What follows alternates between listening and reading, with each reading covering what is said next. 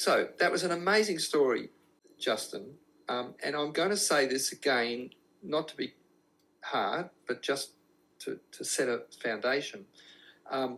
We've not met before, to my knowledge. I have to say to my knowledge because a lot of people have met me that I can't remember meeting.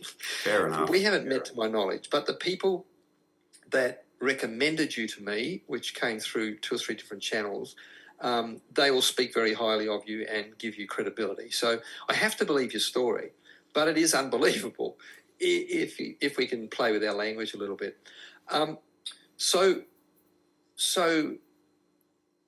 You've made the point that it speaks of the fact that the Holy Spirit wants to communicate with us and that we ought to be open to and obedient to that communication.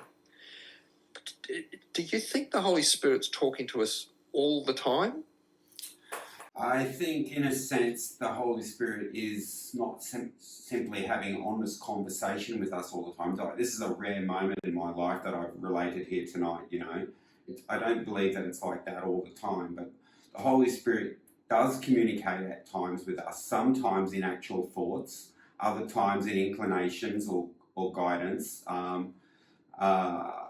And we have to have an ability, in a sense, to better discern that voice to make sure that it is from the Holy Spirit too, because sometimes they can be random thoughts. They can just be from something else influencing us. So I'm really that's why I've written the book about discerning the Holy Spirit as well. So it's not just every thought you have is from the Holy Spirit. Absolutely not. It's far from that. That is far from the case as well. You know, so when God chooses to give illustrations or examples in the Bible, you know, you get 2 or 3 illustrations or examples from a prophet's life, and the rest of their life, the Bible's silent in a sense, almost as if to say, that's it.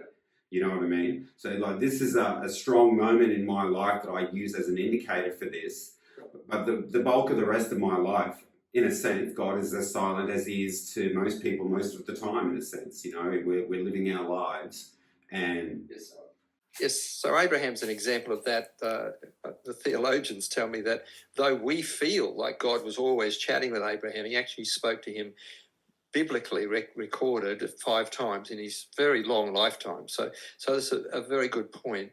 And if the Lord was always speaking to us like he did to you on that one day in Brisbane, which is interesting that God visits Brisbane as well, but if he did that, the airlines would be making a fortune. Qantas would have pushed up a lot more passengers by now if we were always getting told to trot around the world and visit houses that we're not supposed to be in.